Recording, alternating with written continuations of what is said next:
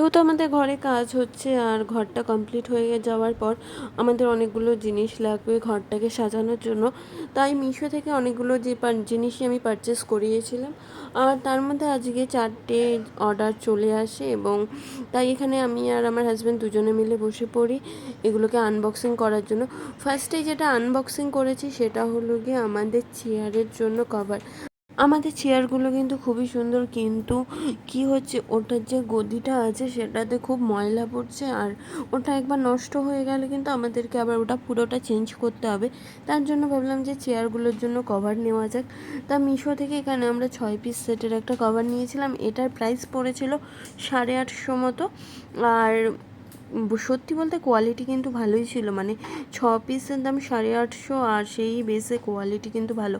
আর এখানে কিন্তু জিনিসটা দেখতে অনেকটাই ছোট লাগছিল, তাই ভাবছিলাম যে চেয়ারে আঁটবে কি আঁটবে না।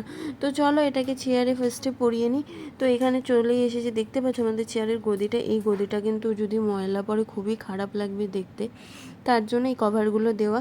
আর এখানে দেখো কভারটা পরানোর পর কিন্তু চেয়ারটা কিন্তু সুন্দরই লাগছে। হ্যাঁ, এটা ঠিক যে চেয়ারের যে সৌন্দর্যটা আছে সেটা কিন্তু অনেকটাই নষ্ট হয়ে যাবে, কিন্তু চেয়ারটা কিন্তু ভালোও থাকবে, মানে অকেশান পারপাস আর কি আমরা এই কভারটা খুলে দেবো।